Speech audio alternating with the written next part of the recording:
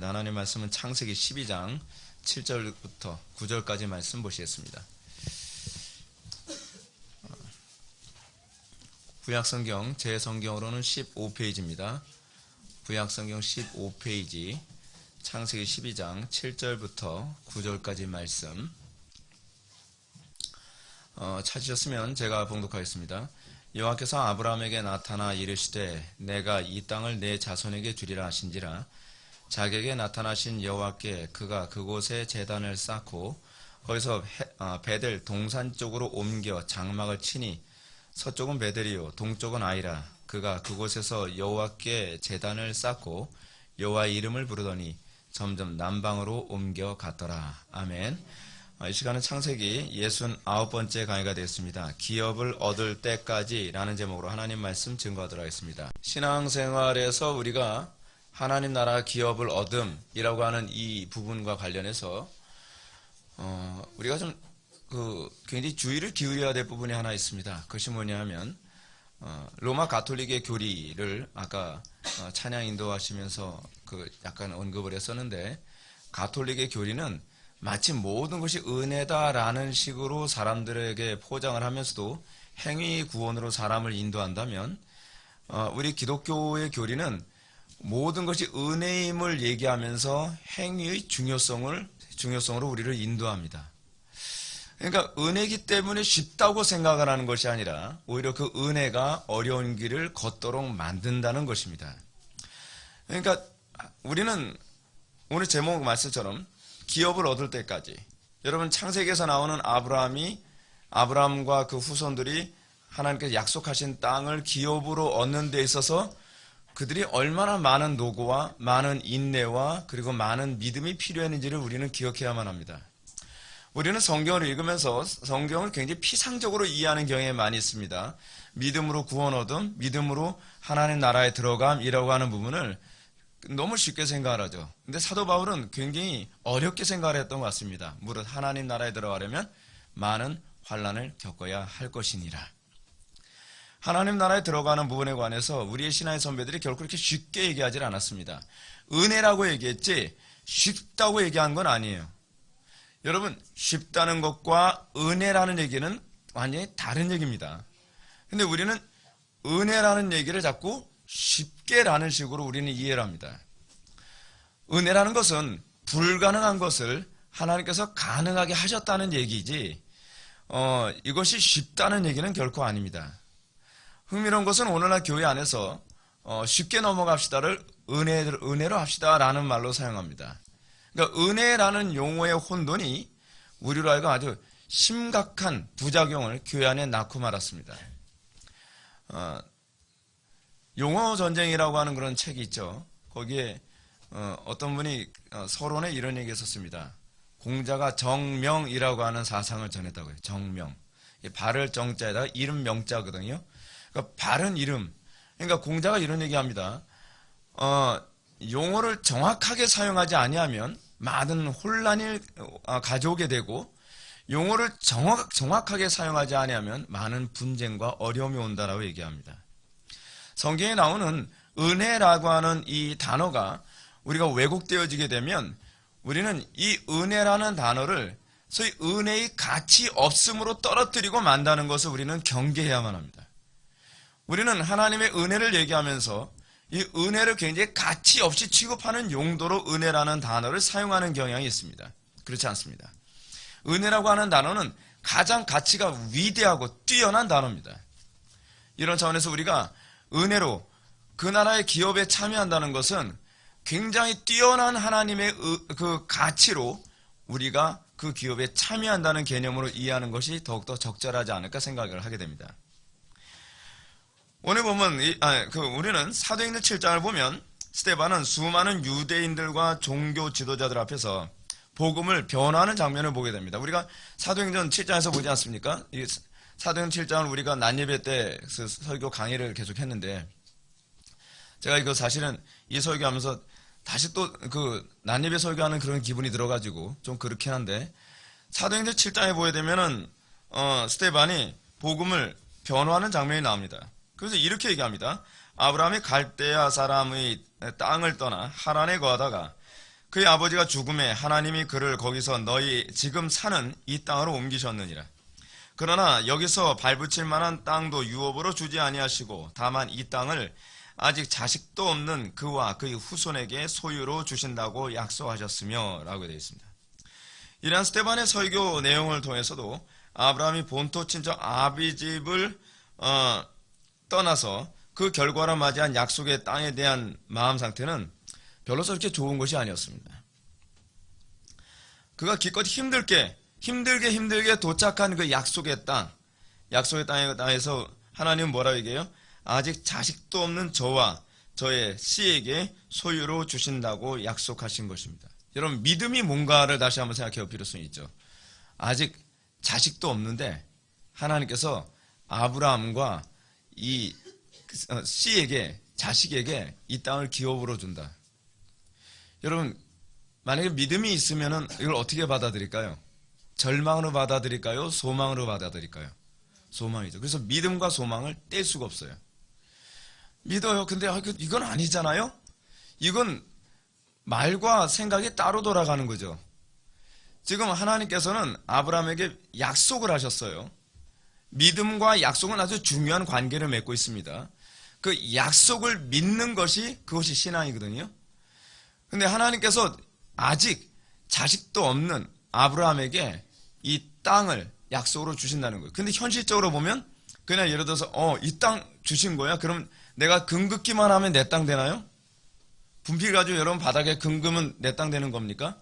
그게 아니거든요. 이 땅이 내 땅 되려면 어떻게 돼야 되냐면 저 사람들이 물러가야 돼요. 마치 여러분 꼭 이런 거와 똑같죠. 하나님께서요, 그냥 제가 사심 있어 얘기하는 건 아니에요. 우리 도로 건너편에 아주 넓고 좋은 건물 있지 않습니까? 3층짜리 건물. 근데 하나님께서 저 건물 너 줄게 라고 얘기하신단 말이에요. 근데 현실적으로 우리 돈도 없어요. 현실적으로 저 사람들 나갈 의향도 없어요. 그럼 우리가 뭐가 먼저 밀려오죠? 절망이 밀려오죠. 그럼 여러분 그렇다고 해서 그렇게 기도하면 안 돼요. 주여 망하게 해주십시오. 그렇게 하면 안 되는 거죠.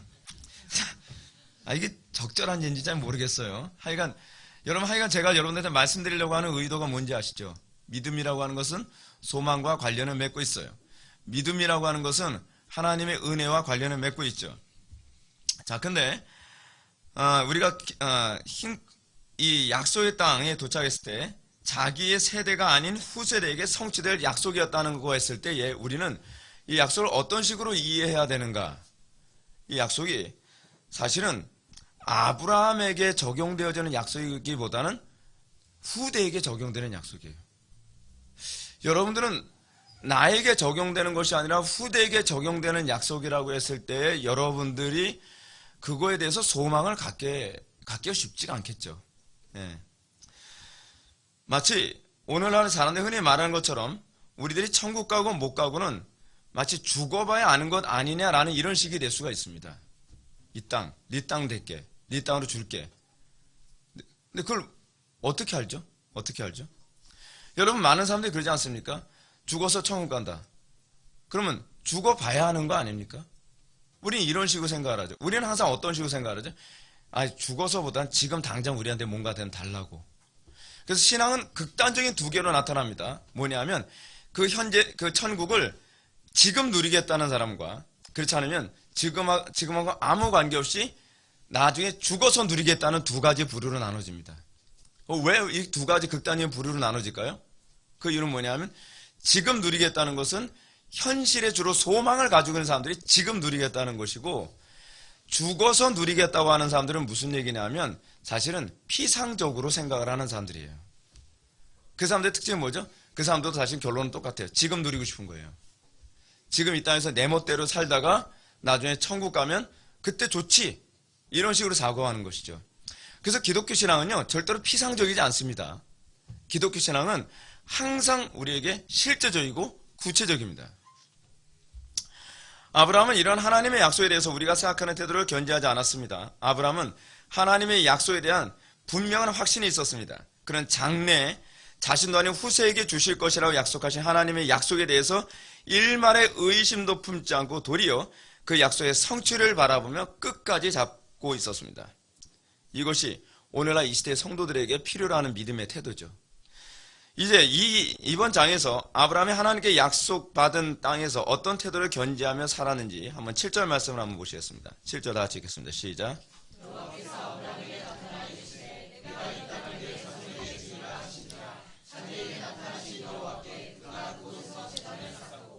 아멘.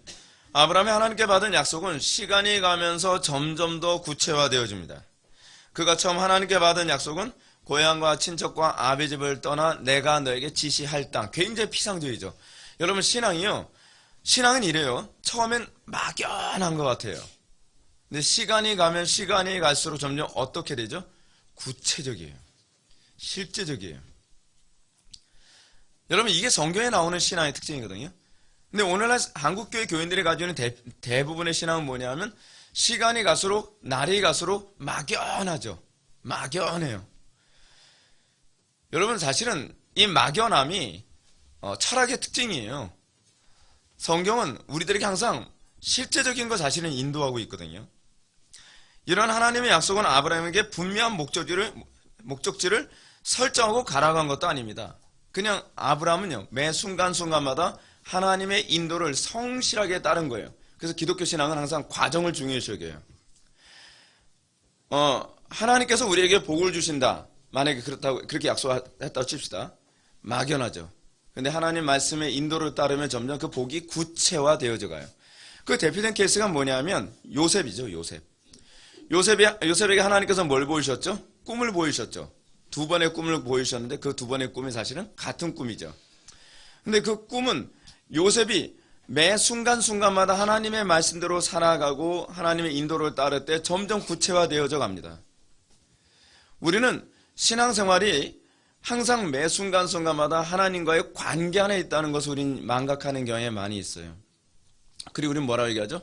이 관계 또 이 과정 생략해버리고 결과만 얻으려고 하죠. 우리가 영원한 천국을 기업으로 얻으려고 하는 것도 그거 아닙니까? 과정은 다 생략하길 바라요. 지금 개떡같이 살든 소떡같이 살든 그거는 중요한 게 아니에요. 우리는 과정보다는 결과가 중요하다고 생각을 하죠. 근데 그건 신앙이 아닙니다. 신앙은요 어떤 분이 얘기했던 것처럼 과정 자체가 목적이에요. 그리고 하나님께서는 그 과정을 통해서 결과로 인도하세요. 그래서 여러분 기독교 신앙에서 아주 중요한 한 가지 신앙의 태도가 있는데 그것은 성실함이거든요. 성실함. 과정을 무시하고 결과를 추구하려고 하는 것은요 결코 주어지지 않습니다. 그러니까 제가 여러분한테 누누이 그런 말씀드리죠. 우리가 하나님께 쓰임받기 위해서 주님 저는 어떤 사람으로 쓰임받기 원합니까? 하나님께서는 틀림없이 마치 요셉 같은 경우에는 애굽의 총리로 쓰기를 원하셨겠죠. 근데 하나님께서 애굽의 총리로 쓰시는데 그 과정 딱 생략해버리고 갑자기 들어다가 총리로 쓰는 게 아니에요. 그 과정이 철저해요. 그 과정이 매 순간순간마다. 근데 여러분 요셉은요 자기가 총리가 될 거라는 거 꿈도 못 꿨죠. 꿈을 꿨죠. 네, 꿈을 꿨는데 그 꿈이 국꿈인지 모르는 거죠. 그래서 여기선 이 말이 안 통하네요. 네. 하여간 요셉은 자기가 사실은 자기가 애굽의 총리가 될 거란 건 사실 상상도 못했던 거예요. 근데 매 순간순간을 하나님과의 관계 안에서 살아가는 가운데 하나님께서 작정하신 그 때에 딱 도달하는 거죠. 여러분 그게 사실 작정이에요. 그게 예정이고 그것이 하나님의 주권이고 그것이 하나님의 섭리라는 개념이에요. 결과론적인 것이 아니라 하나님의 예정과 작정과 섭리라고 하는 것은 굉장히 과정적이에요. 그 과정을 통해서 하나님의 결과를 추구하는 거예요. 그래서 여러분들 보시죠. 요한계시록을 보게 되면 마지막 새하늘과 새 땅이 이루어지고 사단의 권세가 다 진멸당하고 막 그러는데 하나님께서 과정 생략하고 종말이 오는 게 아니에요. 그 과정이 정확하게 진행되어지면서 종말이 오죠. 그것이 성경이 우리들에게 말하는 바예요. 그리고 이 과정이 우리가 어느 과정에 있느냐가 우리가 어느 결과에 도달할 것이냐를 예표해요. 그러니까 내가 그리스도의 삶에 참여하는 이 과정이 없다면 우리는 그리스도의 구원에 참여한다는 결과도 보장이 안 되는 거예요. 그러니까 사도 바울이 뭐라고 얘기해요? 내가 예수 그리스도의 삶에 동참함, 그리고 예수 그리스도의 구원 안에 내가 참여함, 그리고 예수 그리스도의 십자가를 내가 짐 이라고 하는 그 명제를 근거로 하여 내가 마지막 때에 하나님의 구원을 받을 줄 내가 믿노라 라고 얘기해요. 그러니까 굉장히 전제적이에요. 이 과정을 근거로 해서 믿노라지, 과정은 완전히 싹 포맷시켜버리고 그냥 믿습니다가 아니라는 거죠. 그러니까 우리가 성경의 세계관을 정말 정확하게 이해하지 않으면 우리는 내가 하나님을 믿고 있다라고 생각하는 그 모든 것들이 사실은 다 자기 착각일 수 있다는 것이죠. 자, 사도행전을 한번 보게 되면, 다시 사도행전 7장을 보면, 스데반은 아브라함이 이렇게 약속의 땅에 도달하게 된 사건을 하나님이 그를 거기서 너희 지금 사는 땅으로 옮기셨느니라 라고 얘기합니다. 그는 저쪽으로 하나님의 붙잡힌 바 되었고, 그 하나님께서는 붙잡으신 아브라함을 갑자기 그쪽에다 딱 놓은 것이 아니라 어떻게 해요? 그들이 거기서 너희들이 지금 사는 이 땅으로 여러 과정을 통해 옮기셨다는 거예요. 여러 과정을 통해. 그래서 저는 여러분한테 항상 신앙을 이렇게 점검하길 바라요. 나는 하나님께서 원하시는 그 과정 안에서 내가 살아가고 있는가. 이게 우리가 끊임없이 점검해야 될 부분이에요. 우리는 어느 과정에 있습니까? 우리는 그 영적인 우리 신앙의 선배들의 삶의 과정을 따르고 있습니까? 아니면 배도자들, 하나님을 대적한 사람들, 그리고 하나님을 거부한 사람들의 그 신앙의 패턴 안에 있다고 생각합니다. 놀라운 것은 오늘날 많은 기독교인들이 불신앙의 패턴 안에서 살아가면서도 갑자기 결론은 구원으로 나올 수 있을 거라 믿는다는 거예요. 그러니까 마치 뭐냐면요, 시험을 보는데 시험에 이 과정이 다 틀려도 답은 맞출 수 있다는 식인 거예요. 그럼 하나님은 진리가 아니죠. 여러분, 수학이라고 하는 것은요, 진리를 다루는 학문이라는 차원에서 이게 순수 수학은 굉장히 중요한 의미가 있거든요. 근데 순수 수학은 어떤 과정을 봤습니까? 다 문제풀이 과정이 맞아야 나중에 답이 나오는 거잖아요. 근데 우리는 그 과정을 무시하는 것이 신앙이라고 생각하고 그것이 기독교라고 생각해요. 그러면 여러분, 그분은 사실은 진리 하나님이 아니십니다.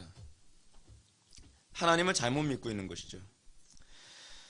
자, 저는 이 부분을 강론하면서 잠시 우리에게 많은 부분을 적용해야 된다고 생각합니다. 그것은 우리들이 본토 친척 아베의 집을 떠나는 것과 같은 삶을 살게 되고 주께서 예비하신 땅에 도착하게 되는 이 모든 일이 비록 아직 중생하지 않았다 하더라도 믿음에 의해서 이루어지는 일이며 이 모든 일이 주님의 주권이 은총에 의해 이루어지는 거란 사실입니다. 여러분, 중생하는 때서부터만 믿음이 들어가는 게 아니에요. 우리는 그렇게 생각을 하죠. 여러분 어떻습니까? 우리는 어느 날 갑자기 그냥 내 멋대로 살다가 어느 날 설교 딱 듣고 그때 중생하는 거라고 생각합니까? 우리는 그렇게 이해하는 경우가 상당히 많이 있어요. 예를 들어서 한 사람이 가정의 핍박과 환난과 어려움에도 불구하고 교회당에 출석하게 되고 교회당에 꾸준히 출석할 예배와 기도드린 삶을 살아가는 가운데 어느 날 성령의 은혜를 딱 받으면 그때 자기가 막 중생한 거라고 생각하는 경향성이 상당히 많이 있어요. 그리고 많은 목사님들이 그걸 중생했다라고 그렇게 얘기를 해주시는 경향이 많이 있죠. 근데 여러분, 그게 아닐 수도 있다는 걸 아셔야 돼요. 그게 아닐 수도 있다는 것. 여러분, 우리는 오늘날 값싼 복음처럼 말이에요. 우리가 결단해야만 되는 것이 아니죠. 신앙이라는 건 뭐냐면요, 이렇게 이해하시면 참 쉽습니다. 하나님께서 나를 붙잡으신 삶이에요. 그러니까 내가 이 과정을 가고 싶어서 간 게 아니라 하나님께서 이 과정으로 나를 몰아가시는 과정이 우리 신앙의 삶이에요. 아브라함을 보십시오. 아브라함이 알고서 간 게 아니거든요. 아브라함이 자기가 딱 결단하고 목적지가 저기니까 내가 저 목적지를 향해서 내가 달려갈게 했더니 도착한 것이 아니라 자기는 갈 바를 알지 못했는데 하나님께서 이렇게 몰아가시고 저렇게 몰아가시고 막 몰아가셔서 자기는 정신없이 딱 왔더니 어느 날 하나님께서 너 봤지? 얘가 약속한 땅이야 라고 하는 거예요. 굉장히 황당하죠. 자기는 그냥 어떻게 살다 보니까 온 거예요. 여러분, 그래서 신앙은 뭐라고 표현하냐 하면 나의 나 된 것은 하나님의 은혜다라고 얘기를 해요. 하나님께서 주권적으로 우리를 간섭하시고 하나님께서 주권적으로 우리를 몰아가시면서 우리가 신앙생활하면서 시간이 지나다 느낀 게 뭐냐면 지금까지 지내온 거 주의 크신 은혜네 라고 고백하게 되는 거죠. 우리는 신앙생활하면서 그렇게 고백 잘 안 하잖아요. 내가 열심히 했더니 이만큼 내가 성취했고, 내가 뭐 애썼더니 뭘 성취했고, 내가 1년 계획 세웠더니 내 계획대로 됐고. 신앙생활은 계획대로 되는 게 아닙니다. 우리 교회에서 예산을 안 짜고 결산만 하는 이유 중 하나가 뭐냐면 신앙은 우리 계획대로 사는 것이 아니라 하나님의 계획에 맞추면서 사는 거라고 좀 믿기 때문이에요. 그래서 놀랍게도요, 아브라함이 회심 이전에 본토 친척 아비집을 떠나 가나안 땅에 들어가고 그 땅에서 약속을 받기 위해 인내한 모든 것들을 히브리서 기자는 이것도 믿음이라고 얘기하고 있어요. 중생 이전에 일어난 일들. 그러니까 히브리서 11장 8절에 보면 믿음으로 아브라함은 부르심을 받았을 때 순종하여 장래 기업으로 받을 땅에 나아갈새 갈 바를 알지 못하고 나갔으며 라고 얘기합니다. 근데 문제는 상당수 사람들이 이 정도만도 믿음일 것이라고 생각하고 있는 거예요. 이 정도가 회심한 수준이라고 생각하는 겁니다. 여러분 그렇게 믿고 싶죠? 근데 그게 아니에요. 그게 아니에요. 이거는 회심하지 않아도 그 수준까지 갈 수도 있다는 것이죠. 그리고 그 과정조차도 사실은 믿음이 필요한데 그 믿음은 중생하지 않은 믿음이라도 거기까지 간다는 거예요. 사이비 설교 듣는 것 같죠? 좀 있어 보세요. 네. 이런 관점에서 볼 때 우리는 전도에 대한 새로운 이해를 돕게 돼요. 여러분 이 개념이 바뀌면 전도에 관한 개념도 달라지게 됩니다. 왜냐하면 오늘날 시대 교회는 전도를 하나님의 행위의 결과라고 보지 않고 우리의 의지의 결과라고 자꾸 봅니다. 그래서 억지로 사람들 끌어다가 앉히고 영접기도 시키고 그리고 뭔가 감동을 받고 교회에서 봉사하게 되면 이게 신앙이 들어갔다고 생각하고 봉사를 많이 하면 신앙이 성장한다고 생각합니다. 성경에 그런 말이 있나요? 없어요. 사실은 전혀 없는 얘기예요. 전혀 없는 얘기인데 이런 얘기가 나왔다는 건 뭘 얘기하는 거죠? 철학이라는 거예요. 그건 철학이에요. 그거는 성경의 가르침이 전혀 아니에요. 그리고 사람들은 거기다가 부흥이라는 단어를 갖다 붙입니다. 우리가 이러이러해서 사람들을 모아놓고 그리고 우리가 10년 만에 예배당을 한 2,000명, 5,000명으로 사람들 숫자를 늘려놨다. 부흥이라고 생각합니다. 그러나 부흥은 그게 아니에요. 부흥은 하나님께서 수많은 사람들의 마음을 아브라함처럼 강권적으로 이끄셔서 고향, 친척, 아버지의 집으로부터 떠나게 만든 것이 사실 부흥이에요. 여러분 그렇게 되지 않으면 그 사람들은 하나님 영광대로 살지는 않습니다. 구원의 확신만 얘기하지 하나님의 영광대로 사는 것에 아무 관심이 없어요. 구원이란 처음부터 끝까지 하나님의 주권적 행위입니다. 그렇기 때문에 이렇게 사람을 이끌어오는 것이 아니라 하나님의 이끄심을 통해 신앙을 추구하게 되는 것입니다. 구도자는 뭐냐면 내가 뭔가 하나님의 인도에 강력하게 이끌려서 하나님을 끊임없이 찾게 되는 거예요. 어떻습니까? 그래서 그 강력한 하나님을 찾다 보니까 가족들의 반대나 환경에 어려움이 있어도 이 모든 것을 다 극복하고 아브라함처럼 교회당에 출석하게 되죠. 여러분 우리 그런 사람들 간혹 가다 보잖아요. 간혹 가다가 전 자주 봤으면 좋겠는데 어려움이 있어도요, 고통이 있어도 하나님을 알고 싶다고 끊임없이 핍박받으면서도 예배당에 출석하는 거예요. 근데 여러분 그 상태가 중생하지 않은 상태일 수도 있다는 거 여러분 아시죠? 한국 초대교회에서 그런 일이 되게 많았어요. 한국 초대교회에서 전도를 받고 예배당에 출석을 했는데 막 매를 맞아가면서 성경책 찢겨가면서 막 온갖 야단 맞아가면서 그래서 예배당에 출석을 해요. 근데 예배당에 출석을 하는데 출석하고 말씀 듣다가 그제서야 회심하는 사람들 많이 있어요. 나 지금 보니까 내가 죄인이었더라고요. 이제 보니까 내가 정말 하나님 앞에 범죄한 사람이었더라고요. 그 이후에 그런 현상이 나타나는 경우가 굉장히 많이 있어요. 이거 임상적으로도요. 근데 이 정도도 회심이 아니라 회심 이전이 믿음이라는 것이 중요한 거예요. 이렇게 믿음으로 인도를 받게 된 사람들만이 복음에 적극적인 관심을 갖게 되고 이런 적극적인 관심 속에서 복음을 듣는 가운데에 자신이 받을 기업이 무엇인지 비로소 깨닫게 되는 거예요. 그러니까 계속 성령의 인도를 받는 거예요. 회심하기 이전까지도 성령께서는 택한 사람들을 막 이끄세요. 어떤 분은 이런 사람도 있었습니다. 사업이 망했어요. 그것도 쫄딱 망했어요. 그리고 아내하고 완전히 결별하고 자식들하고도 못 봐요. 그러다가 노숙자 생활하다가 약 먹고 죽을까? 뭐 할까? 약 먹고 죽자니 막 아플 것 같고 별 생각 막 하다가 밖에서 추운 겨울날 잠자다가 너무 추워가지고 막 너무 공허한 상태에 있다가 그 사람이 마치, 이건 어떤 분이 간증 얘기예요. 무엇인가에 끌린 듯하여 그냥 새벽에 그 새벽의 종소리 있잖아요. 새벽 종소리 들으면서 자력처럼 끌리는 것처럼 갔다가 십자가를 봤는데 왠지 그 안에 들어가고 싶더라는 거예요.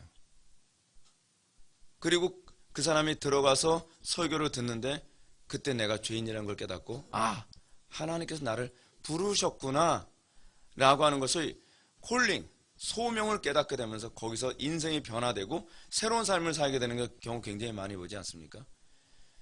근데 여러분, 그렇게 끌린 사람은요, 사도 바울이 그러죠. 내가 그리스도께 붙잡힌 바 됨이라고 하는 말을 이해해요. 신앙인은요, 내가 그리스도를 붙잡은 게 아니에요. 그리스도께서 나를 강권적으로 붙잡으신 거예요.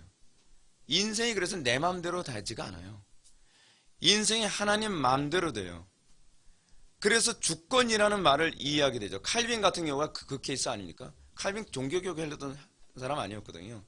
편하게 살려고 그랬는데 어떤 사람한테 붙잡혀가지고 그 있잖아요. 성격 더러운 사람. 그 사람 이름 뭐였죠? 네, 파렐. 네. 이름도 아주 귀여움을 토하는 파렐이에요. 그래서 귀여움 파렐.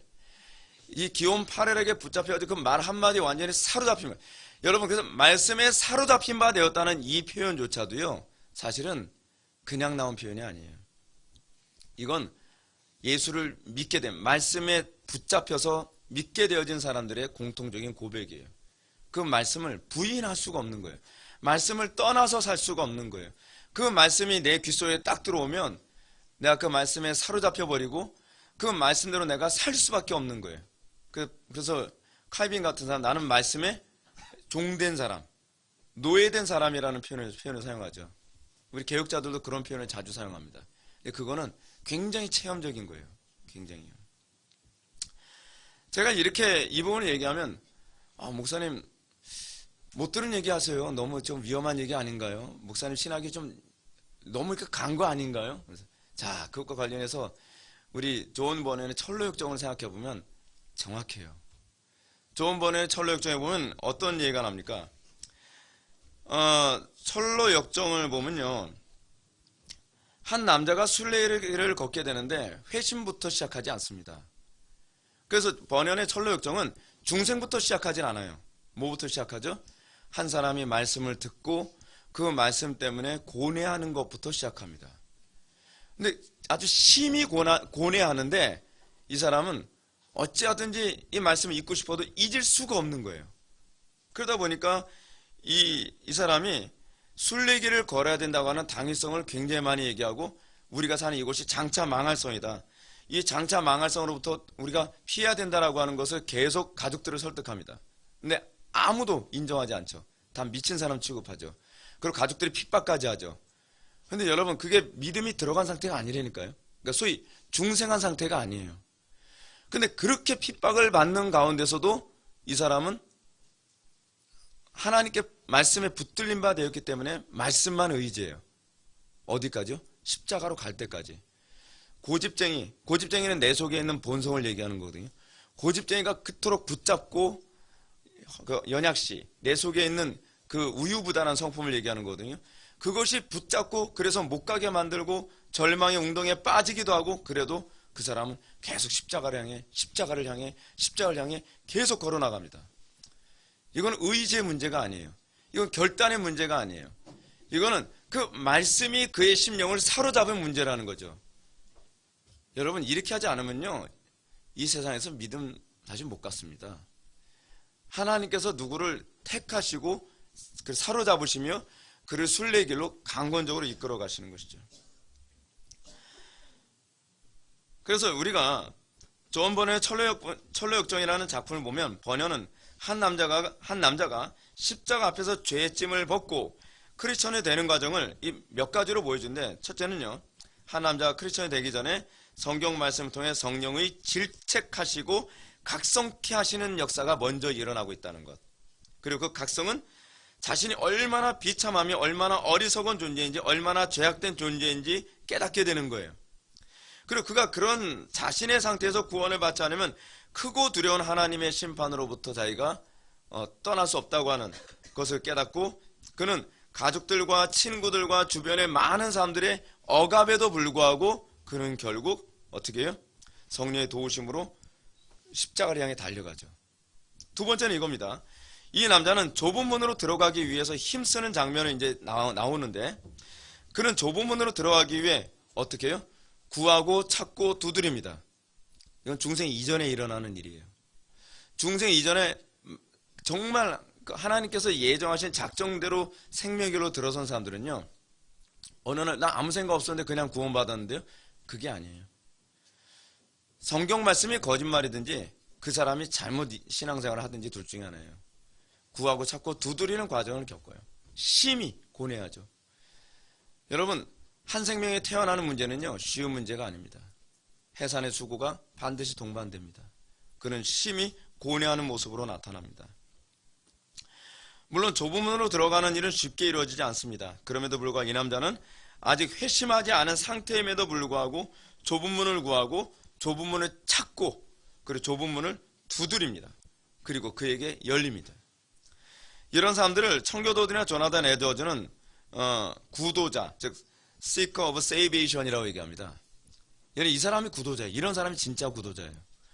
오늘날 교회를 구경하듯이 왔다 갔다 하는 사람이 아니라 진짜 자기 영혼의 문제에 대해서 심각하게 고민하고, 그리고 그것 때문에 구하고 찾고 두드리고 구하고 찾고 두드리고 구하고 찾고 두드리고, 모든 것이 오히려 거기에 다 미쳐 있는 거예요. 저는 여러분들이 이 과정 꼭 겪기를 바랍니다. 심각하게 고민하는 가운데 구하고 찾고 두드려서 얻게 됐을 때 여러분, 그거 가치없이 취급 안 합니다. 여러분, 우리가 왜 신앙을 그토록 쉽게 타협하고 쉽게 우리가 쓰레기 취급하는지 아십니까? 이게 하나님께서 거저 주신다는 교리를 잘못 알아서 그런 거거든요. 맞아요. 하나님께서는 거저 주세요. 근데 어떻게 거저 주시냐면 구하고 찾고 두드리는 과정을 통해서 주시기로 작정하셨어요. 너무나 이것에 대해서 심각하게 고민하는 가운데 그 복음을 만났을 때 비로소 사람들은 어때요? 이 가치를 알죠. 하나님이 바보가 아니시거든요. 그렇기 때문에 이 구원의 가치를 알도록 하기 위해서 하나님께서는 우리로 하여금 심히 고민해 가면서 구하고 찾고 두드리게 하시고 그 가운데에 복음을 알도록 만드십니다. 그리고 이렇게 좁은 문을 통과하기 힘쓸 때 바알세불 성에서는 구도자를 향하여 유혹의 화살을 쏘게 되는데, 이때도 문지기의 도움으로 그 남자는 좁은 문을 무사히 통과합니다. 의지가 아니에요. 다 은혜로 다 이루어져요. 은혜로. 오직 은혜라는 얘기는 바로 그거예요. 이 사람이 십자가로 갈 때까지 하나님께 은혜로 다 이끌어 주셨기 때문에 은혜라는 거예요. 애를 쓰지 않아도 된다는 얘기가 아니에요. 애를 쓰게 만드시는 주체가 하나님의 은혜라는 걸 얘기하는 거죠. 근데 그 과정을 모른다고 한다면 은혜가 뭔지도 사실은 제대로 정의를 못하고 있는 것이죠. 번연은 이 부분을 우리에게 아주 잘 설명해 줍니다. 그리고 이제 세 번째로, 이 남자는 해석자의 집에서 7가지 가르침을 받는 장면이 나오죠. 기억나시죠? 철로역정 배운 사람들. 여기서 해석자는 누굴 얘기하는가? 성령님을 얘기하거든요. 근데 중생하기 이전에 하나님께서는 소위 구도자들, 정말 복음을 사모하고 생명길에 들어설 그 택함 받은 약속의 백성들에게 성령께서는 7가지를 설명해 줍니다. 그 7가지는 무엇이냐면 참 목자상, 율법과 복음, 정욕과 인내, 그리스도의 보존하시는 은혜, 즉 성도의 견인, 그리고 제자도, 그리고 배도, 마지막 심판의 날 해서 이 7가지를 보여주십니다. 그게 무슨 얘기냐면 성령으로 거듭난 성도들은 거듭나기 이전에 이미 이것에 대한 인식을 가지고 거듭난다는 얘기예요. 그래서 성령으로 거듭나기 이전에 이미 그는요, 신기한 게 저는 그거 많이 느낍니다. 이 사람 거듭나지도 않았는데 참 목자와 거짓 목자를 되게 잘 구분해요. 네. 왜냐하면 그 성령께서 하시는 거거든요. 분별력을 주셔서 이 사람이 참 목자를 만나 참 목자의 말을 듣고 거듭나도록 이끄시는 거예요. 이게 성령의 역사거든요. 그리고 또 뭐죠? 율법과 복음. 예수를 이미 거듭나기 이전에도 십자가를 접하기 전에도 그는 율법과 복음의 중요성과 그 탁월함을 깨달아 알게 됩니다. 그래서 율법을 강론하는 것이 율법주의라고 생각하지 않아요. 아직 성령의 조명을 안 받은 사람들, 아직 그 구원의 은총이 뭔지 모르는 사람들은 율법을 가지고 죄인들의 심령을 깨뜨리는 사역을 자꾸 뭐라고 봐요? 정죄한다고 보죠. 왜냐하면 그 사람 아직 성령의 조명이 뭔지 몰라서 그래요. 복음 안에서 율법이 어떻게 이해돼야 되는지는 성령의 조명이 교사가 되셔서, 성령의 교사가 되셔서 다 알게 하세요. 세 번째로, 구도자는 인내하지 않고 정력대로 살아가는 것이 결코 합당치 않다는 것을 성령의 조명하심을 통해 알게 됩니다. 그래서요, 우리는 이미 거듭나기 이전부터 정력대로 사는 것보다는 인내하며 하나님의 은혜를 바라보게 하시는 은혜를 경험하게 됩니다. 그래서 십자가에 도달할 때까지 계속 인내하게 되는 거예요. 그럼 여러분 십자가 통과하고 나면 인내 안 하나요?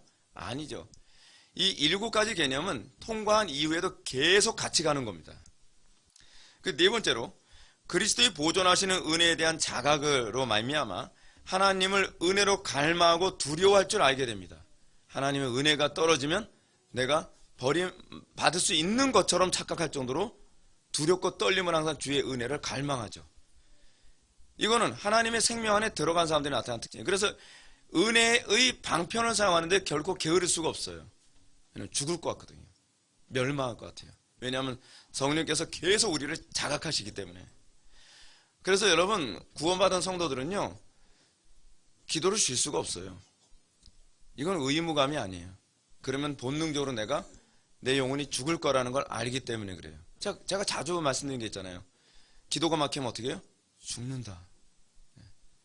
그 기도가 그 기도예요. 이 기도. 같은 개념이죠. 그걸 본능적으로 알아요. 여러분, 애들도 숨 막히면, 태어난 지 얼마 안 된 애들도 숨 막히면 죽는 거 알죠? 그거 어떻게 알죠? 본능적으로 알죠. 우리는 그 본능이 성령의 조명하심을 통해 생기는 본능이에요. 그리고 제자들을 통해서 비용 계산 없이 천국에 들어갈 수 없음을 알게 돼요. 그래서 값싼 은혜 아무리 얘기해도요, 성령의 조명하심을 받고 순례길에 들어서기 시작하는 사람은 그거 안 먹혀 들어가요. 양은 목자의 음성을 알아듣거든요. 쉽게 예수 믿고 구원받는다? 나는 그게 안 될 거라고 생각하는데 계속 그렇게 돼요. 왜냐하면 성령께서 그렇게 조명하시기 때문에. 그리고 6번째로, 배도에 대한 두려움을 알게 되죠. 요즘 어떻습니까? 아무리 배도에 대한 두려움 설교를 해도 눈 하나 깜짝 안 하죠. 그건 불가능해요. 성령의 조명하신 가운데 있는 사람이라면. 항상 우리는 배도에 대한 두려움, 그걸 항상 품게 되죠. 그리고 마지막 7번째로, 마지막 심판에 대한 경각심을 갖게 되죠. 그래서 구원받기 이전부터 우리는 주 예수의 어서 오시옵소서의 태도를 견지하게 되죠. 주님께서 지금 당장 오실지도 모른다라고 하는 그 긴박감 때문에 내가 십자가를 경험해야 될 텐데, 내가 빨리 거듭나야 되는데 라고 하는 이런 절박감으로 끊임없이 그리스도를 추구하죠. 십자가의 도를 추구하게 되죠. 그러면서 십자가를 접하게 되고 죄침이 벗겨지고, 그러면서 구원을 받는 거예요. 이것이 적어도 우리 정통 개혁파 교회나 그렇지 않으면 청교도들이 생각하는 구원과 관련된 이 과정들이에요. 이런 차원에서 보면 오늘날 교회당에 출석하는 수많은 가운데에 상당수가 아직 구도자의 수준도 미치지 못한 사람들이 얼마나 많은지 모릅니다. 그렇다고 해서 하나님이 자신을 강권적으로 불러주실 때까지 교회 출석 안 해도 된다는 얘기 아닙니다. 우리는 끊임없이 은혜의 방편을 구해야만 합니다. 사용해야 됩니다. 하나님께서 나로 하여금 진리에 목마르게 하시고, 하나님께서 나로 하여금 고통스럽고 힘들지만 그 진리 때문에 십자가도 마다하지 않을 수 있는 그 가난한 마음을 주시도록 우리는 기도하고 구해야만 합니다. 하나님께서는 진리를 묘하게 감춰놓으셨습니다. 그래서 우리가 구하고 찾고 두드리는 자에게만 진리가 보이게 하셨습니다. 그렇게 하심으로써 그 진리의 가치, 마치 밭에 감추어진 보화와 같은 가치를 우리에게 느끼게 하시고 우리를 끊임없이 그 진리를 소중히 다룰 수 있도록 우리를 만드시는 것이죠. 만일 여러분들 가운데 자신을 아브라함처럼 강권적으로 이끌어주시는 은혜를 경험하기 위해 교회당 출석을 거부하겠다고 생각하는 사람이 있다면 그 사람은 하나님을 시험하는 것입니다. 하나님께서는 우리에게 은혜를 사모하는 자에게 은혜를 주시는 것이지 막연히 주권만 믿고 기다리고 나태하게 사는 사람들에게 은혜를 주시지 않습니다. 제가 보기엔 그 사람은 은혜 못 받아요. 아무리 애를 써도. 그러므로 하나님께서 자신을 강권적으로 이끄시는 은총을 경험하기 위해서 이제까지 귀한 복음을 듣게 하신 하나님의 은혜를 감사하며 우리는 끊임없이 우리 속에 하나님의 그 은혜가 부어져서 우리가 생명 걸고 그리고 내가 소위 비용 계산을 해가면서까지 십자가를 추구하는 그 태도를 견지할 수 있게 해달라고 하나님께 구해야만 합니다. 여러분 그런 거 있지 않습니까? 가치를 알고 나면 그만한 대가를 치르게 된다는 거예요. 저는 개인적으로 그렇습니다. 저는 다이아몬드에 저는 몇백만 원, 몇천만 원 투자하는 거 저는 이해를 못합니다. 왜냐하면 저는 가치를 모르기 때문에 그래요. 근데 다이아몬드의 아름다움을 아는 사람은 거기에 가치를 두고 그것을 구입하죠. 과정이 있어요. 그것을 비용 계산을 하려면 단편적인 예를 들어봅시다. 이거 그 얘기하면 어떠실지 모르겠는데 황망 목사님 그림 가치를 잘 모를 경우에 우리는 어떻죠? 그분 실족될까 봐 걱정인데 10만 원 주고 사라면 안 사고 싶죠. 10만 원 그 큰 돈을. 근데 학습이라는 과정이 필요해요. 그림을 보는 법 그리고 그 그림의 가치 그 과정을 딱 알고 나면 어떻게 해요? 그것이 얼마의 액수가 된다 할지라도 비용을 계산하고 그리고 사죠. 근데 하나님께서는 우리 구원을 그렇게 얻도록 하셨어요. 우리의 구원을요. 마치 이런 거죠. 여러분 이제 그 황하만 목사님의 그림이 굉장히 비싼 가치가 있다는 것을 제가 알게 됐어요. 열심히 제가 그림에 대해서 공부하고 이거 내 안목이 딱 열리고 난 다음에요. 그래서 저 그림이 알고 보니까 막 5천만 원을 줘도 살 수가 없는 그림인 거예요.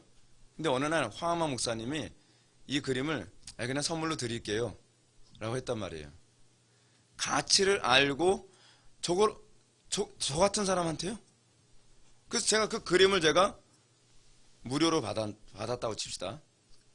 그러면요 누가 500만 원 준다 600만 원 준다 여러분 팔겠습니까? 이렇게 얘기하죠. 당신이 이거에 대한 가치를 모르나 본데. 소위 우리가 이 과정을 거쳐서 구원의 은혜를 경험하게 하는 것은요 구원의 가치, 하나님 나라의 이 기업의 가치가 얼마나 위대한지 눈을 뜨게 해주시기 위한 하나님의 방식이에요. 그리고 이것에 눈을 딱 뜨고 나면 세상에 가치 없는 것 가지고서 그거 달라 그러면 못 주죠. 내가 이게 얼마나 가치 있는 건지 내가 아는데 나를 바보로 여기냐. 그렇잖아요? 사람들한테 내가 짜장면 한 그릇 살게. 그 그림 나 줘. 그럼 뭐라 그러죠? 날 바보로 하냐? 근데 문제는 뭐냐면 우리가 소위 하나님의 구원과 은혜의 가치를 전혀 모르고서 구원이 가능하다고 생각하고 있다는 게 이게 문제인 거예요. 제가 말씀드린 것처럼 십자가에 도달하기 전에 비용 계산이 먼저 일어나요. 비용 계산. 나 생명을 바치고서도 내가 내가 소유해야 될 가치가 있구나.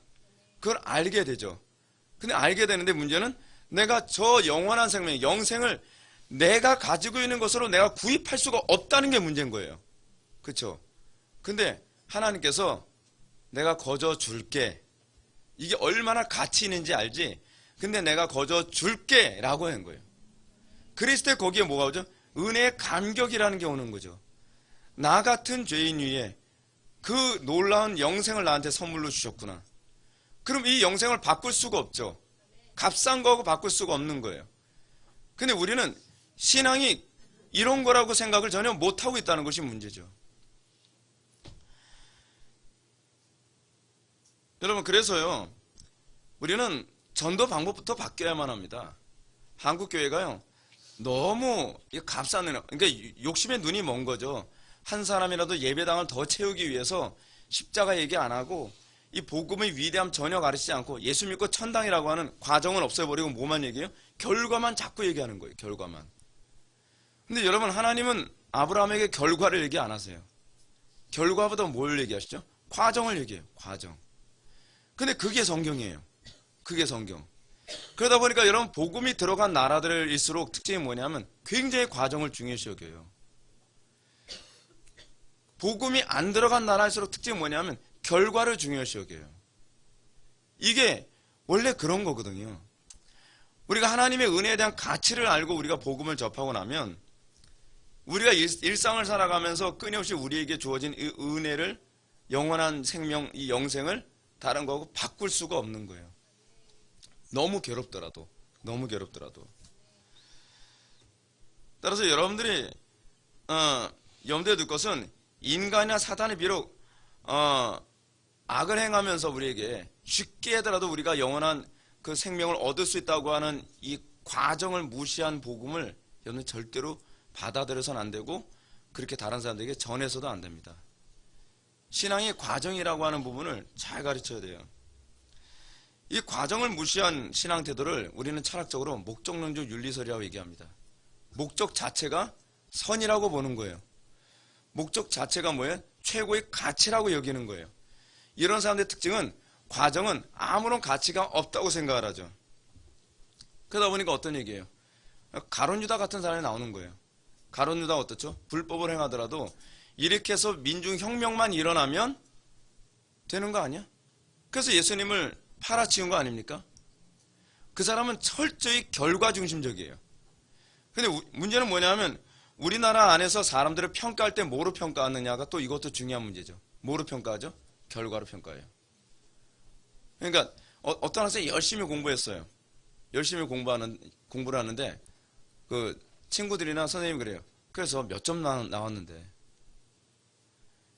이거 사람을 결과로 평가하는 것만큼 비인격적인 게 없죠.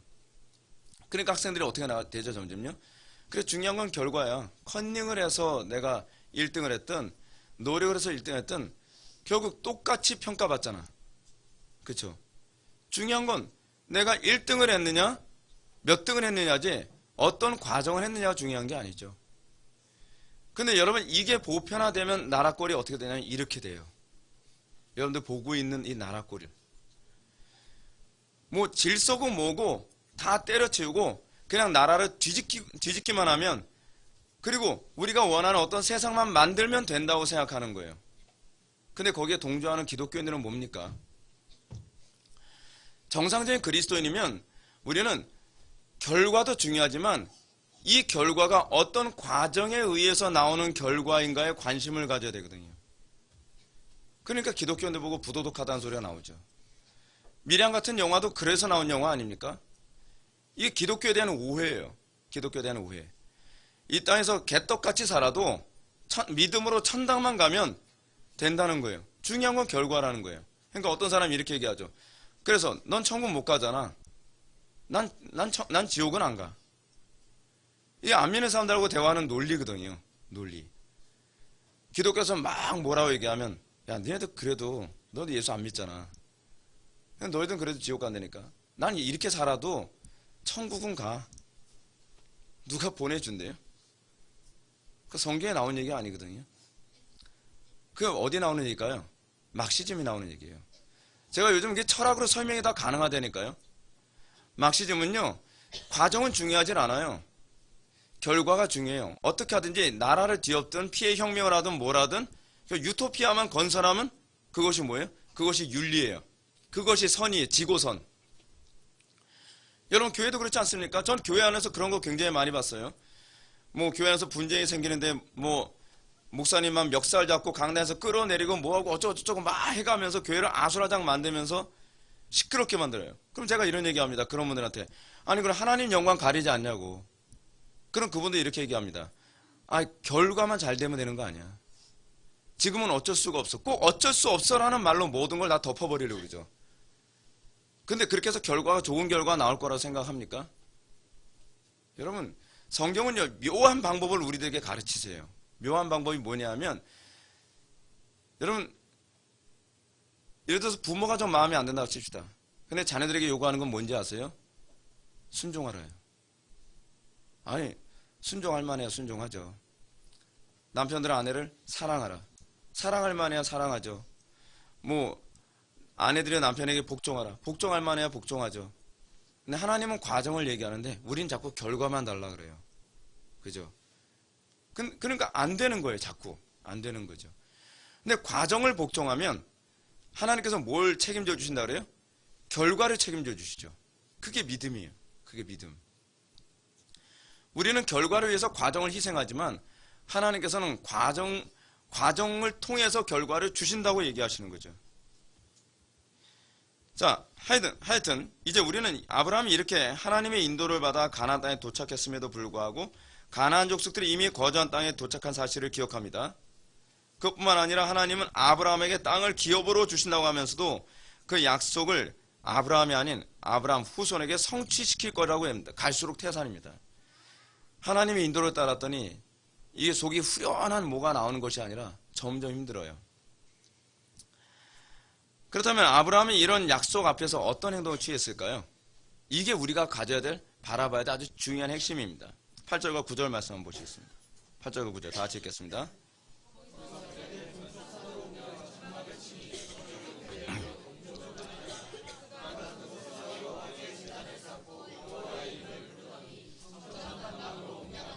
아멘. 한마디로 요약해서 아브라함이 이렇게 하나님의 언약을 받고 약속의 땅에 들어가기 전에 아브라함이 취했던 것은 단을 쌓는 것이었습니다.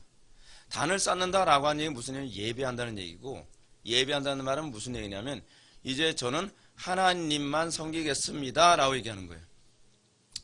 그러니까 여호수아가 그런 얘기했죠. 가나안 땅에 들어가기 전에 나와 우리 가정은 여호와 하나님만 섬기겠다. 지금 아브라함에게서 지금 그게 보여주고 있습니다. 아브라함이 지금 하나님의 언약만 받았지 언약의 성취를 경험하지 못하고 있거든요. 근데 그는 여기서 한 가지 중요한 행동을 합니다. 그것이 뭐냐면 비로소 여호와를 위하여 단을 쌓았더라 하는 것입니다. 언약을 받는 그 과정에 도달하기 전에부터 시작해야 되는 게 뭐예요? 하나님을 섬기는 거죠. 예배예요. 이 예배의 과정을 통해 언약의 목적지에 도달하는 것이지 예배의 과정을 포기하고 언약의 목적지에 도달한다는 개념은 없어요. 그게 성경에서 얘기하는 바예요.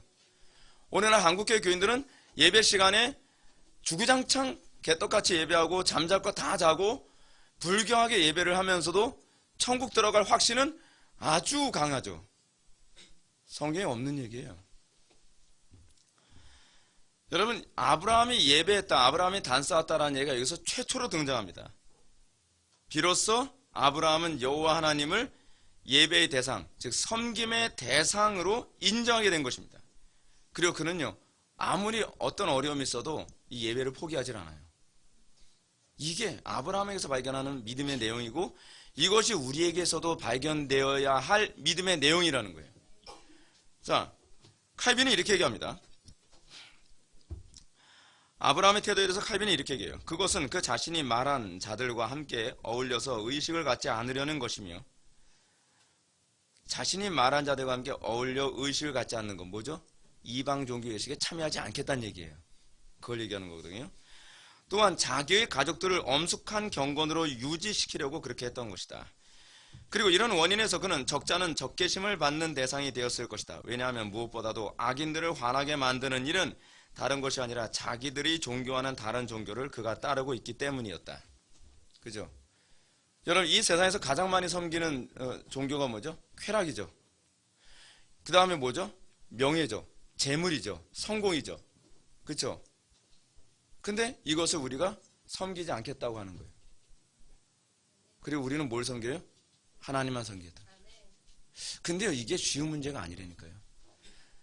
우리는 이것이 이 땅에서 어떤 방식으로 나타나죠? 이 공적인 예배 방식으로 나타나는 게 아니에요. 안 믿는 사람들의 관계에서는요. 윤리로 나타나요. 남들이 다 뇌물 받을 때 옆에서 예를 들어서 뭐 그렇다는 건 아닌데 어느 공직자들이 다 사무실에서 일을 하고 있습니다. 공무원들이 앉아다 일을 하고 있는데 어떤 사람이 딱 안녕하세요. 그래서 돈봉투를 딱 돌려요. 돈봉투를 돌리는데 그 테이블이 뻥 뚫려 있는 데서 다 돈봉투 참 뭘 이런 걸 집어넣는데 한 사람만 됐어요. 이거 불법이라는 거 아세요? 하게 되면 여러분 다른 그 공무원들이 어떻게 볼까요? 다 쳐다보겠죠. 어떤 마음으로요? 존경하는 마음으로요? 아니요. 저건 뭐야? 지 혼자 잘났어? 아, 재수없네? 그쵸? 이런 식의 분위기. 그 안에서 우리는 하나님을 섬기는 거예요. 이게 하나님 섬기는 거예요. 윤리 도덕은 하나님을 섬기는 방식이거든요. 예를 들어서 노래방에서 막 여자 끼고 놀고 뭐 막 그러는데 자기는 난 싫습니다 했을 때 어떻게 해요? 거기서 또 이것이 하나님 섬기는 방식이거든요. 남들 다 욕하죠. 남들 다 술 마실 때 저는 술 안 마십니다. 이게 나는 하나님을 섬기겠다는 표현이거든요. 그런데 다 욕하죠. 저 뭐야? 상사가 술잔 주면 받아야 될 게 아니야. 그런 식으로. 여러분, 세상에서 하나님 섬기는 거 쉬운 문제 아닙니다. 근데 아브라함이 그가 아직 회심하기 전부터도 거기서 뭐가 나타나요? 여호와를 위해 단을 쌓았다. 여러분, 그것 때문에 아브라함은요, 칼빈이 지적했던 것처럼 가나안 족속들의 감정을 계속적으로 자극합니다. 그로 인해서 그는 자꾸 뭐 해야 되냐면 거주지를 자꾸 옮길 수밖에 없었어요. 이게 굉장히 피곤한 일이죠. 그래서 아브라함은 평지에서 처음 예배를 드렸지만 여호와 하나님을 예배하는 것으로 인해서 가나안 족속들에게 계속 배척을 받으니까 나중에 산에 가서 예배를 하는 것까지 가게 됩니다. 산으로 이주를 해요. 그러다 아브라함은 여호와께 드리는 예배로 인해서 계속 남방으로 자신의 거주지를 옮길 수밖에 없었습니다. 이것이 바로 기업을 약속받은 아브라함에게 나타나는 힘든 인생의 시작이었던 거예요. 우리가 이 땅에서 왜 의로 인한 핍박을 받을 수밖에 없는지 아십니까? 그 의로 인한 거라는 것은 뭐 1차적인 적용은 그리스도로 인하여인데 하나님을 섬기는 것 때문에 우리는 끊임없이 세상 사람들에게 배척을 받고 끊임없이 우리는 소위 예배 처소를 또 옮기고 또 옮기고 또 옮기는 일이 반복될 수 있다는 것이죠. 그리고 이런 태도는 아브라함을 믿음의 조상으로 여기는 이 시대의 교회들에게 그대로 적용되어집니다. 우리가 아직 거듭나지 않았다 하더라도 하나님께 붙잡힌 바 되어 진리의 길로 인도함을 받은 사람들이라면 그게 무엇보다도 예배의 대상이 바뀌는 것부터 나타납니다. 예배를 중요시 여기는 것부터 시작됩니다. 이전과 다른 예배의 태도를 견지하게 됩니다. 그래서 은혜 받았다 하면 가장 먼저 달라지는 건 예배에 대한 인식이에요. 예배의 중요성에 대한 인식이에요. 그런 태도의 변화는 억지로 하나님께 예배 드리는 것이 아니에요. 강요하기 때문이 아니에요. 이거는 내 속에 성령의 조명하심을 통한 새로운 변화예요. 근데 이 변화가 워낙 강하다 보니까 이것조차도 회심처럼 보일 수 있다는 거예요. 회심처럼요. 근데 여러분, 예배를 이렇게 중요시 여기는 사람이라 한다 할지라도요, 경작까지는 안 가요. 문제가 그거예요. 많은 사람들이 예배도 중요시 여기고 또 이것 때문에 핍박도 받고 어려움도 당하는데, 올바른 예배를 드리기 위해 아브라함이 온 가족을 다 거느리고 자기 거주지를 옮겨 다녔던 것처럼 우리는 하나님을 예배하는 것 때문에 세상적인 안정과 평안을 포기하게 되는 것이 정상적인 기독교인의 과정이에요. 이건 율법적인 강요의 결과가 아니라 이건 믿음이 우리 속에서 작용하여 나타난 결과라는 것입니다. 이것이 바로 기업에 대한 소망을 품고 그 기업을 얻을 때까지 아브라함에게 나타난 신앙입니다. 근데 이거는 우리가 회심 이후에도 계속 나타나는 거죠. 언제까지요? 영원한 기업을 얻을 때까지 우리는 이 예배를 타협하지 않고 끊임없이 이 싸움에 가면서 가는 거예요. 힘든 싸움입니다. 굉장히 힘든 싸움입니다. 근데 굉장히 힘든 싸움인데 하는 이유가 뭐예요? 은혜 때문이에요. 하나님의 은혜가 우리를 그렇게 하게 만들어요. 인간적인 생각으로는요, 미련하죠. 근데 하나님의 은혜가 우리를 그렇게 이끌어간다는 것입니다. 사랑하는 성도 여러분, 여러분은 과연 오늘 아브라함에게 나타난 신앙의 내용과 특징이 얼마나 나타나고 있습니까? 여러분들은 과연 여러분의 삶에 하나님께서 강력하게 개입하여서 내 육신의 욕망은 그걸 추구하길 원치 않거든요. 여러분, 왜 이 복잡하고 힘들고 살기 어려운 이 시대에 여러분들은 뭐가 그렇게 여유가 있다고 진리 문제 때문에 구하고 찾고 두드리고, 또는 하나님만 섬기고 하나님만 높이겠다고 쫓겨나는 것도 감사하고 그러냔 말이에요. 근데 이 과정이 왜 그러냔 말이에요. 근데 이건 중생한 사람들에게도 나타나야 되는 거고요. 중생하기 이전부터 이것이 나타나서 이것이 쭉 간다는 거예요. 단절되는 게 아니에요. 영생을 얻을 때까지, 영원한 영생의 완성을 얻을 때까지 이미 시작된 이 고난, 그래서 의로 인하여 핍박하는 자 뭐예요? 복이 있도다라고 얘기하는 거죠. 이게 안 나타나도 된다고 가르치는 것은 사실은 비성경적이에요. 이건 거짓 복음이에요. 왜냐하면 우리 속에 계신 성령님이 우리를 그렇게 인도하세요. 우리로 하여금 하나님만 섬기는 것 때문에 가정에서 분쟁을 일으키고 사회에서 분쟁을 일으키고 곳곳에서 분쟁과 갈등의 원인이 되기도 하죠. 왜요? 나는 하나님만 섬기겠다는 거예요. 세상은 다 재물 섬기겠다고 하는 사람들이 다 모여있는 곳에 여호와 하나님만 섬기겠다는 사람들이 어느 날 그 회사에 딱 취직을 한 거예요. 그러면 거기서 어떻게 해야 되죠? 자꾸 갈등이 일어나는 거죠. 갈등이. 옛날에 김성주 사장인가요? 나는 한국의 아름다운 왕따이고 싶다. 뭐 그 책 쓴 여자. 그 사장이 그런 얘기를 합니다. 나는 우리나라 사회 안에서 접대 문화에 나는 동조할 수 없다. 그래서 접대 문화에 동조할 수 없었기 때문에 그 여자 사장은 이 바이어들을 만나면 같이 뭐 룸사롱 같은 데 가서 뭐 수백만 원짜리 술을 접대하거나 그런 것이 아니라 같이 하이킹하고 뭐 같이 뭐 커피 마시고, 그러니까 이 사람들이 되게 황당해 하더라는 거예요. 아니 무슨 바이어를 뭐 바이크로 보나 그런 거죠 완전히. 예. 왜냐면 원래 바이어들한테는 뭐 해야 돼요? 막 여자도 붙여주고 막 비싼 음식도 사주고 막 술도 몇백만 원씩 먹이고 그래야 되는데, 자전거 타자고 하니까 바이크로 보는 거죠 거의. 자전거 타자, 그 같이 뭐 얘기 나누자. 그래서 처음엔 이것 때문에 굉장히 많은 어려움이 있었대요. 어느 정도로 어려움이 있었냐면, 어느 날 회사에 출근했더니 회사에 그 옷 만들어 놓은 거 있잖아요. 그걸 누군가 면도칼로 다 찢어버렸다는 거예요. 그런데 이 여자가 그래 니네들 해볼 테면 해봐. 그래도 나는 타협 안 해. 하나님께서 이거 기뻐하지 않으시니까. 하나님을 섬기는 자들의 태도죠. 몰라요. 지금도 그분이 그렇게 사는지는 모르겠어요. 제가 한 20년 전에 읽었던 책이니까요. 근데 그분은 그런 모습을 보이면서 굉장히 많은 중소기업들에게 도전을 줬다는 거죠. 여러분, 우리가 하나님 말씀대로 살고 하나님만 섬기는 삶은요, 수많은 장애들, 수많은 우상에게 숭배하라고 우리에게 강요하는 그 흐름 안에서 우리는 살아야만 합니다. 우리가 이렇게 살면요, 세상에서 광신자 취급받기도 합니다. 우리가 이렇게 살면요, 세상에서 분열주의자라고 우리는 또 공격받기도 합니다. 저렇게 신앙생활 하니까 피곤하지? 그러면서 우리는 별소리를 다 들을 수도 있습니다. 그러나 우리가 날마다 삶 속에서 이것이 하나님의 뜻이기 때문에, 그리고 이것이 무엇보다 가치가 있다는 걸 알기 때문에 우리가 스스로 그 옳은 길을 따르고 우리가 스스로 고난을 선택할 수 있는 건, 이건요, 은혜 받은 자에게만 나타나는 복입니다. 이건요, 은혜 안 받으면 못하는 거예요. 속된 말로 제정신으로는 못하죠. 하나님의 은혜를 받고 정말 영생의 가치를 알고 진리의 위대함을 깨닫는, 정말 구하고 찾고 두드리는 가운데 너무나 힘들게 그 진리의 가치를 깨달았으면 난 타협 못해. 이게 얼마나 가치 있는 건데, 뭐 500만 원의 황하만 목사님 그림을 팔라고? 난 그렇게 못하지. 내가 그분한테 공짜로 받았잖아. 내가 이 가치 모르는 줄 알아? 그거 아니에요?